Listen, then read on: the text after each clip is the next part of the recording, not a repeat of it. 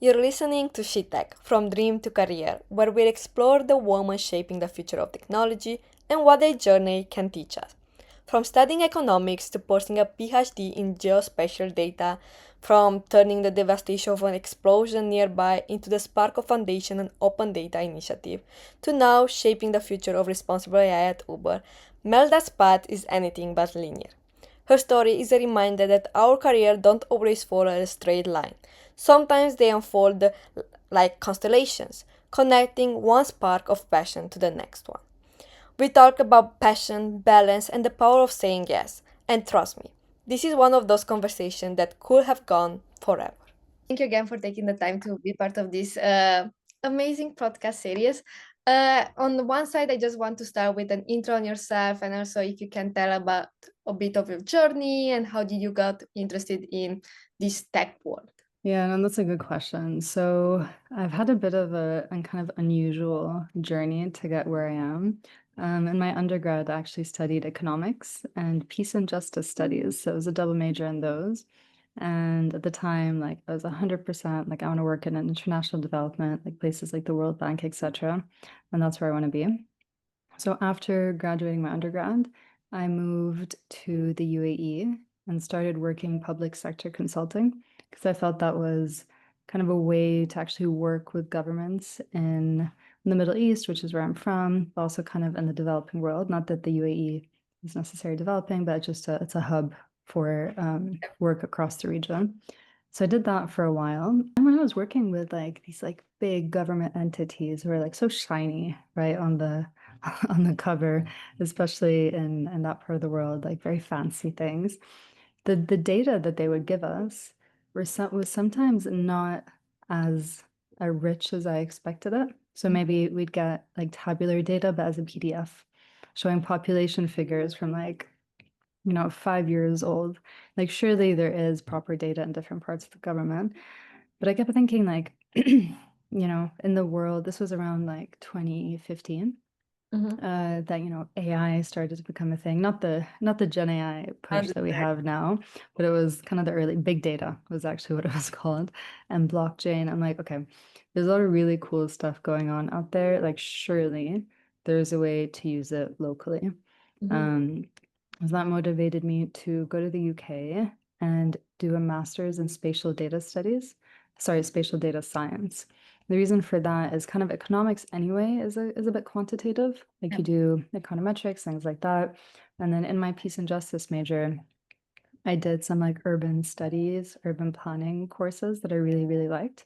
So spatial data was like, okay, there's the actual geographical urban versus rural versus whatever part of the world, plus data science. Like, okay, this is pretty cool. I think it'll upskill me to start doing what I want to do a bit more impactfully. And then when I started that, I'm like, okay, this is really cool. And I'm like, I think I'm gonna spend longer doing this. So that's what motivated me to start a PhD in spatial data science. And my focus at the time, well, it kind of shifted throughout, was basically I wanted to see, can we address critical data gaps in the world using satellite data? So why satellite data is kind of the problem I mentioned earlier, that, if I was doing a project in like Ethiopia, you're not going to get that beautiful data that I was getting in my London like master's courses. It's just not available. But satellite data covers the entire world. Every inch of the earth is getting photographed multiple times a day in different types. I mean, we can geek out just about that for ages, and I'd be happy to. But that's kind of what motivated me. And then I did some like flood risk mapping, and then I tried to see, can we estimate GDP just using satellite data? And overall, it went really, really well, and I enjoyed the work. And then at some point, so kind of like I'm sure I got hit with COVID. I mean, not physically, but it impacted kind of my PhD journey. So I ended up moving to Lebanon to continue it remotely. I moved to Lebanon, and while I was there, there was this massive explosion in August 2020. And I mean, you can look it up, but it was kind of just plain stupidity and negligence, where in a warehouse there was tires and fireworks and ammonium nitrate. which is this fertilizer. Um, so all that together is very dangerous. Yes. And yeah, it sounds very dangerous. So stupidity, but anyway, we are. So that set off a huge explosion. It was actually the largest non-nuclear explosion in history. Like it was massive. And I was about a kilometer away from like the epicenter.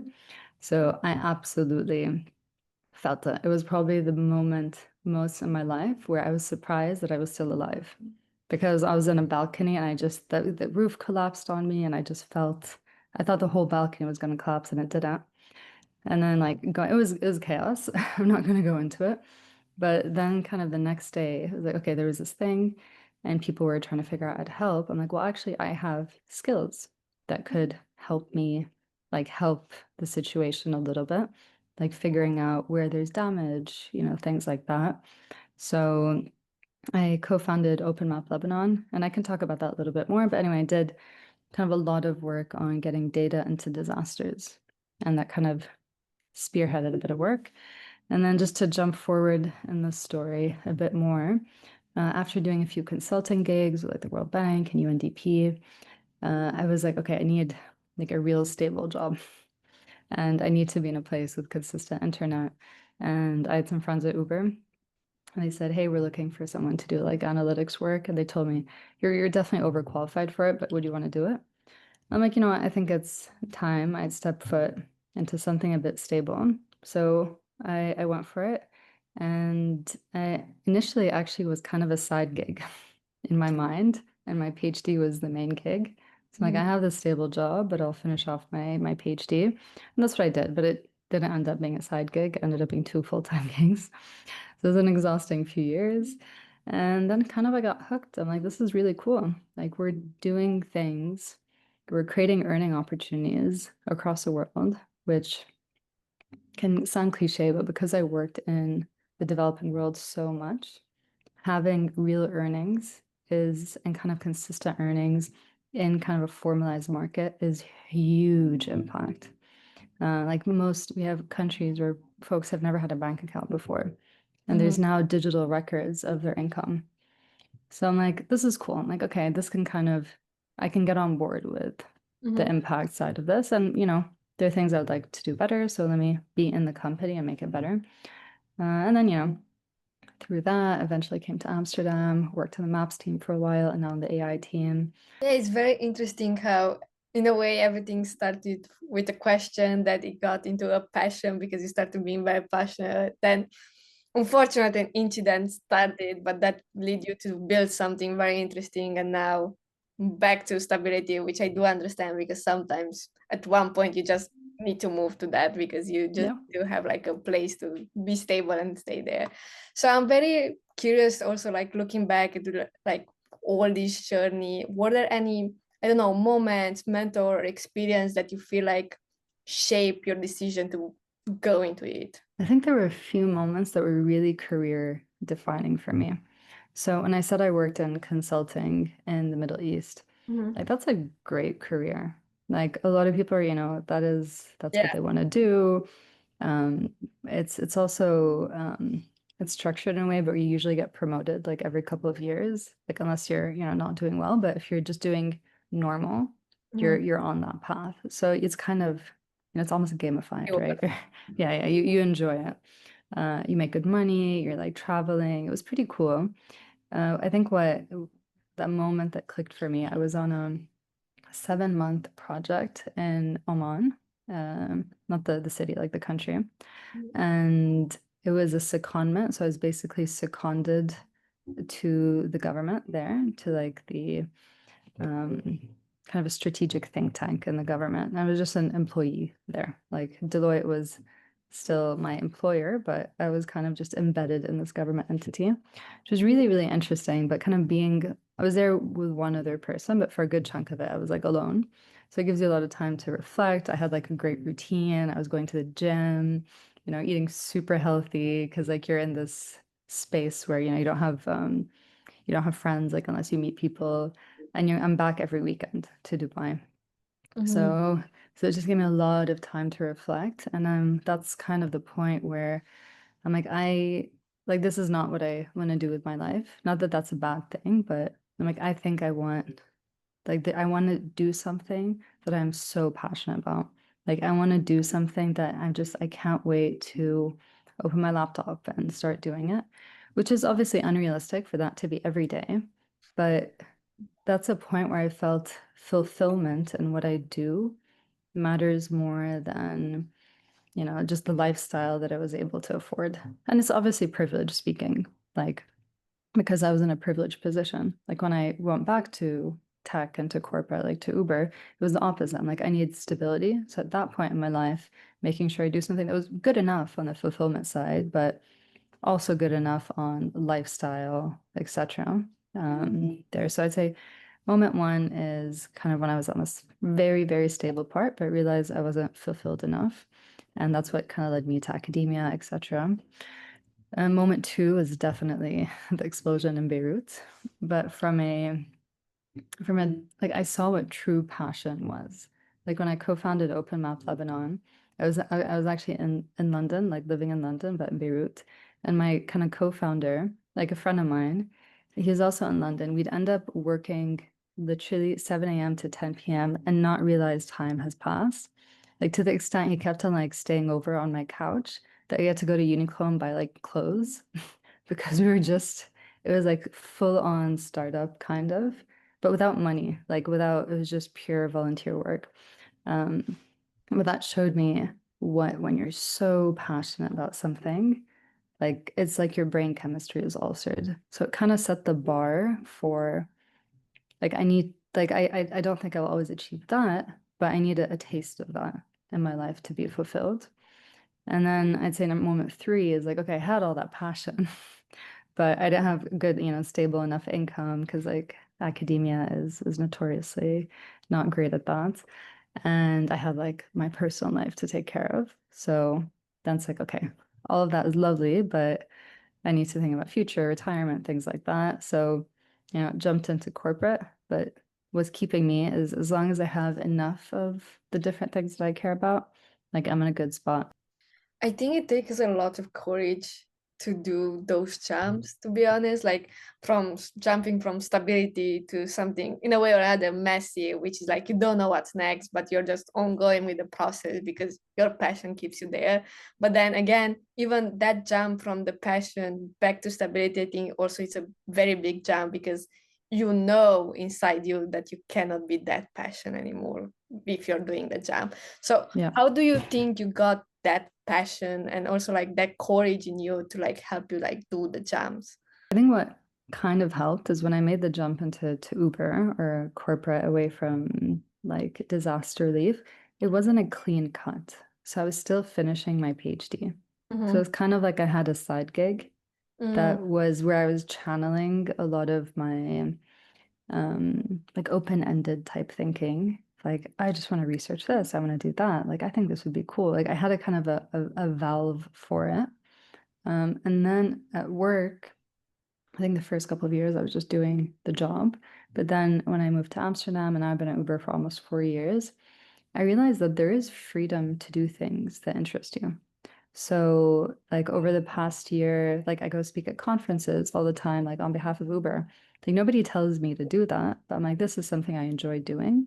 Like I really like kind of a recent past couple of years, passion was on responsible AI. And everyone's using AI, but do they even know how it works? Do they know what it can do, what it can't do? yeah. So that became like, okay, I felt the calling to spend time doing that. That became my passion project. It wasn't part of my job. And I was doing that while I was on the maps team at Uber. So absolutely nothing to do with maps. Like it first started where, I enjoy public speaking. So I did a bunch of public speaking things. And then there was this like woman at Uber conference and Yep. someone reached out. They're like, do you want to speak? I'm like, sure, but can it be on anything? Like, does it have to be on my job? They're like, no, it can be on whatever you want. I'm like, okay, I'm going to talk about AI and how AI can lie to you and how AI works. And I did that talk, and that was kind of a pivot moment in my career at Uber. Like, it was very popular. I've given it so many times in the past couple of years. And then when my current role emerged, like they asked me to if I was interested in rather than going through like a whole process. There was obviously a process, but it was a very simplified process because like, oh, we have this position for responsible AI. You're obviously a good fit for it, even though I wasn't working in it. I Mm-hmm. was just talking about it. Like I have no credentials on it except what I prove that I know my shit and I was talking about it. So it kind of came to me and that was a nice pivot in my career. So I guess kind of the moral of the story here is that like your day job, like the main part of it doesn't have to be the full passion part. I think it has to be good enough. But then there's a surprising amount of flexibility to do a bit more. Like as long as you're doing your work, like I've never faced pushback for doing extra things. And company loves it. Like I'm getting good brand visibility, like I participate in all of these things. Even last week, I organized a conference, like an AI conference internally, and you attended the meetup portion. Like nobody told me to do that. I was just like in March this year thinking about Michelangelo, so Uber's ML platform, and that's the team I'm on right now. And thinking about, I was just shocked that I used to be in analytics at Uber and I didn't know what Michelangelo was. I'm like, it's crazy that our internal brand visibility outside tech sucks. And that's not acceptable. So like, why don't we just do a conference? And came up with the idea, talked to the head of Michelangelo. I'm like, hey, I need X budget. Are you okay for me to do it? He's like, yeah, whatever, go ahead. Like, as long as it's not too expensive, it aligns with a goal that is reasonable. Like I put together a pager. So I just got the green light and did it. And it ended up being a huge production. We had like a hackathon, a bunch of internal talks. I think it was over like 900 people over the few days that attended, a meetup that you attended, even an executive roundtable. We invited CTOs of tech companies here. And all of that was like, I think this will be good. And I think I would enjoy doing it and bringing, like-minded people together. So Yeah. there is this space to do stuff that I don't think everyone takes advantage of. Yeah, that's true. I feel like everyone is like so stuck in the idea, oh, this is my job, this is what I'm supposed to do. But actually, as you said, there are so many things alongside it that you can do and like to fill up your like fulfillment and like the Mhm. passion that you have inside. And I do love also like Uber is very open to like new ideas, which is what I always loved about the company. You can Mhm. always come up with different things, which I think is great. But as you said, like what company will be set for a person to do in plus work alongside? So yeah, I think it's always about like taking that bite and risk and like just do it. You never know from what can come. For example, for you, it come the idea that you're working now in responsible AI, which I think is very important in the world that everyone is, oh AI, but it's a black box that no one understand. And also right now I'm also working on it. So I feel like Yeah. such an interesting way to see like, okay, now we have this tool, but how it actually works and understand Hmm. is like pretty important. But now going back exactly on what you're doing right now at Uber to like go back Hmm. a bit in the present moment, can you Yeah. explain for a person that has zero clue maybe how on one side AM senior looks like or also like Hmm. responsibility? What do you do in your day to day? Yeah, that's a brilliant question too. So, my role is a technical program manager, and people always ask, what's the difference between that and the product manager? So I'll start there. So product manager usually owns a product and kind of generally works exclusively on a single product. So in my case, it would be Michelangelo, Uber's like machine learning platform. So it's like a tool where you can go do machine learning and then deploy it and have it work at scale. So it's super, super powerful. There are a bunch of blog posts about it. I encourage folks to read about it. A TPM, so technical program manager, usually works on large programs that have a certain level of complexity to it that is not specific to just the product. So, for example, Responsive AI is a very TPM worthy program because there's a lot of interaction with the legal team, multiple legal teams, in fact, EMEA legal team, US legal team, product council. There's work on Michelangelo. There's also work on like a few other engineering teams. So right now I work with 3 different engineering teams for that project. So I work with multiple PMs. So PM for Michelangelo, PM for Data Science Workbench, PM for UPenn, so 3 different teams at Uber. And then I work with just so many different stakeholders who are interested. So part of it is like that you could say that's typical program management, but the technical part is that I'm a lot more involved in like the technical ideation. I attend sprint planning meetings. I have a lot of opinions about stuff. So you kind of get your hands a lot more like in the weeds on the product side. So I review every PRD. Like I tell, yeah, like these are the priorities. This is what needs to happen. And then with the engineers, I kind of do similar stuff. So like getting in the weeds, I mean, not that I do code reviews, but I do documentation reviews to make sure that the plan is kind of on track with what needs to be done. So that's for responsible AI. And then for another program I lead for my college is safe deployment. So it's a very classic TPM type program. So we're trying to make deployment safer across the company. So I have the machine learning part. So to make sure that when people are changing things in their machine learning model, that it doesn't cause an incident. So there are a few things we're doing, like shadow testing, shadow deployments, end-to-end testing. So it's very decentralized. So there are tools that we built internally, like in the platform. We also have to work with, there's over like 120 teams to make them do the work that we need them to do. So Right. there, a lot of the work is like chasing down people. Like, are you doing this? Like deadlines, things like that. But then also understanding why they're not doing it, if there's something we can unblock. So that's a very classic TPM program, very decentralized work, but then you're kind of defining the standard and saying, yes, this is acceptable. And then my third program is that we're open sourcing Michelangelo. Like it's not fully publicly announced, but kind of it's not under NDA yet. And that's a very interesting one because that's like almost like a product launch. Yeah. So on that team, we obviously have a lot of engineers who are kind of working refactoring code from our internal systems into external GitHub repo. PMs working on defining that product. But similarly, it's like figuring out what needs to be done, what teams need to be consulted, like bringing rigor into the process of um, like what should be done by what dates, like what are risks to completion, what are risks to program success, what is program success, like how do we define success? Is it we've open sourced? Done, but that's probably not enough, right? We care about adoption, we care about contribution, we care about like a whole bunch of different things.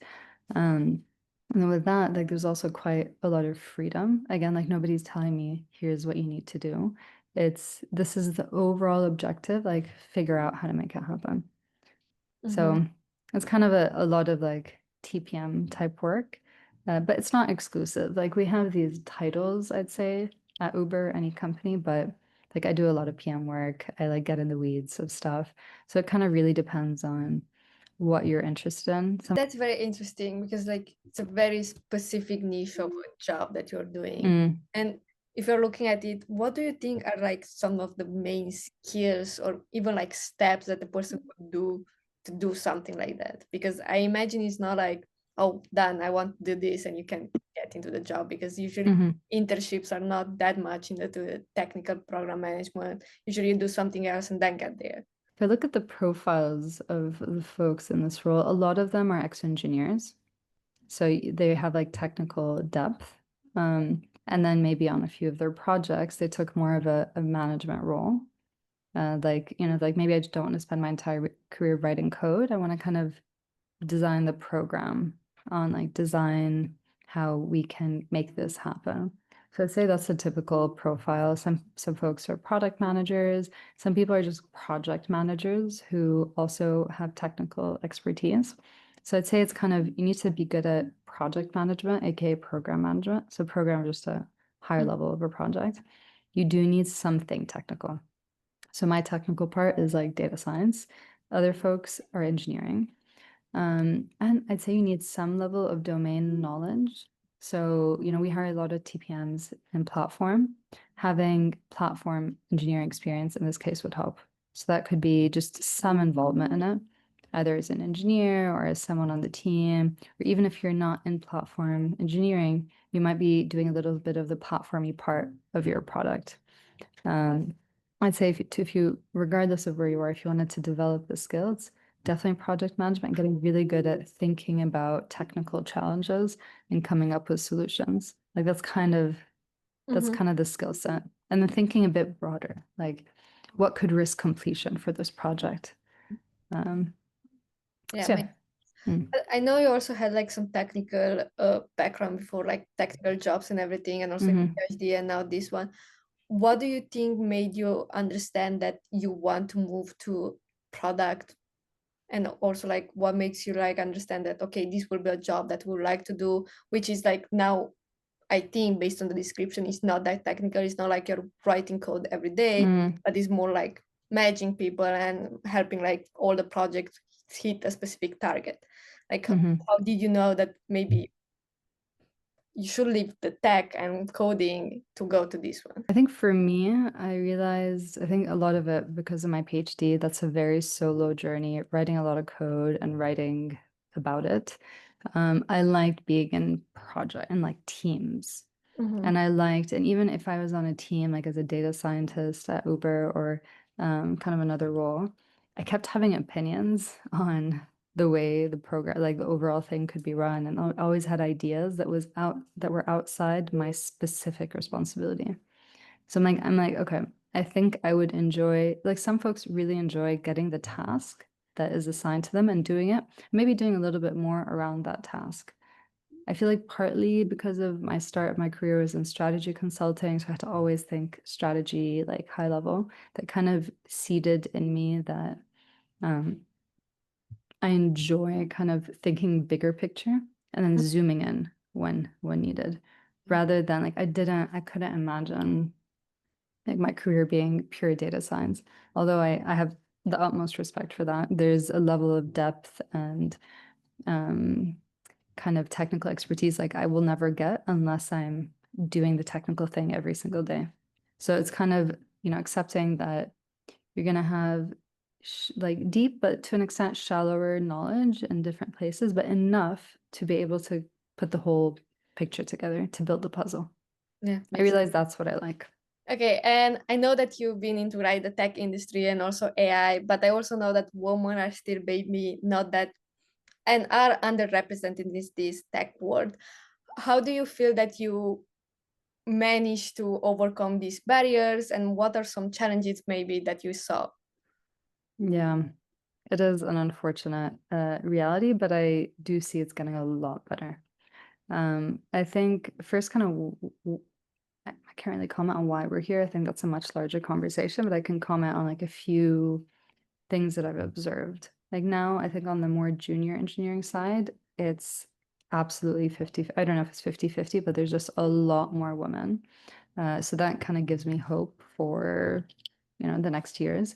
Um, I think the challenge is I mean, a challenge generally in tech is recruiting senior talent. Like it is just very difficult. Like especially because tech is a bit of a tricky one where a lot of engineers just want to be engineers, and we have like individual contributor career tracks where you can go all the way to distinguished engineer. Then a lot of them, if they want to go into people management roles and kind of director roles, it's a skill set shift. Mm-hmm. So finding people who are good at the people management, the tech, and also kind of the vision, the building generally is difficult. And there's just less women in that pool at this point because we're looking at folks with like 20 years of experience. The numbers weren't as good back then.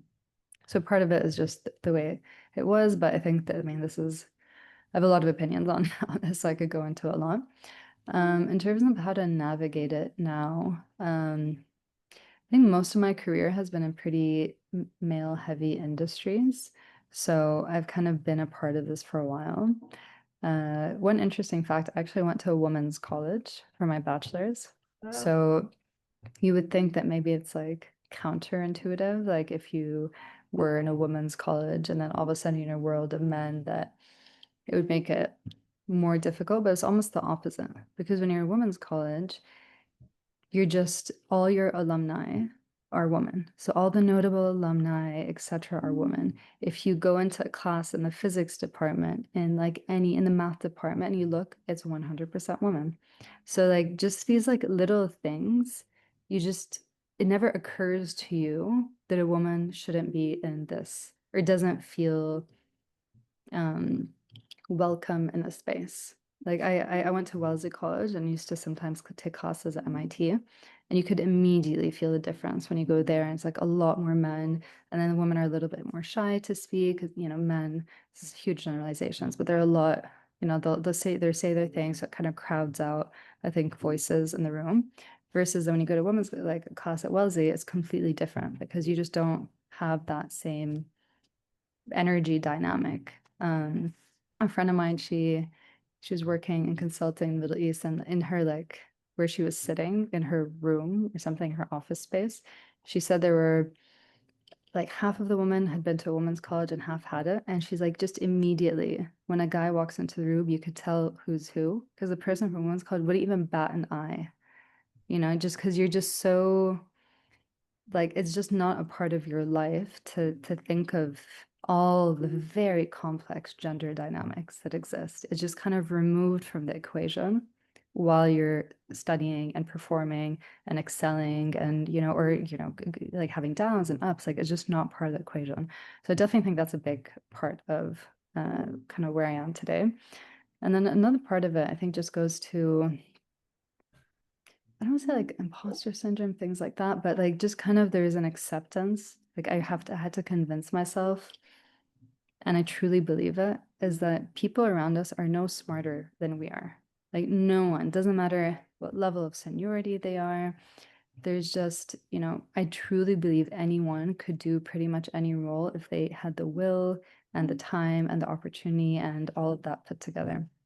So, like when I think that way, like, you know, this like senior director in front of me, like I don't think he's smarter than me. I don't think that he is, you know, I think just his path took him in that direction. He probably has a lot more experience, has a lot more wisdom, something for me to learn, but that doesn't mean like we're still on equal playing fields. So I can respect his opinion, but also expect him to respect my opinion. That's So, a very good way of like thinking in order to make sure that you put your voice up, because I know that the most difficult thing is like for women to speak up, especially in a room full of men. Like how can you mhm, get your voice? But like if you're having that thinking, it like helps you, as well as like for you going to that college, having like so many yeah, role models that are women. yes, That's like very impressive, and that's very important, and that's also what I'm trying to do with the whole podcast, is like keep mhm, role models that are women, because I feel like also when I started my journey, all my role models were men, and I'm yeah, like, why can I not find like one woman that is like upper? And now I have, because I had the mhm. experience of meeting people, but I feel like at the beginning in university you don't really have that. Power of role models, huge. And I would say another thing, um, helping other women. Like there's Madeleine Albright, she's like US Secretary of State a while back. She was a graduate from my university. Don't necessarily agree with her politics, etc. But you know, do I think she's a badass woman? I do. And she said something once. She's like, "There's a special place in hell for women who don't help other women." And you know, that's a very blunt way of putting it, but I do think that we need to get in that habit more. Like, it doesn't matter your role, your position, etc. One final question that I will Yeah, end up is like, if you could go back to your younger self and you could give like her a piece of advice, what would that be? probably patience is the biggest one. I think in my like 20s and even before that, like it just kind of felt like a race. And you know, I think this is advice I'm telling myself now, but to really have patience, to kind of trust my gut, follow, go to the, you know, do the thing that I think is interesting me, but also to have the patience to like let the process happen. You know, like I think at school, at university, we're used to such quick, Yes. um, yeah, like a semester, like you're even new topic, like every few months. Like life isn't like that, but it's also good because you get depth that you will never get otherwise. So just kind of like chilling out, like letting things take the time, but then um, yeah, I think just also to relieve anxiety and stress that, you know, we need to like just not compare myself anyone to anyone.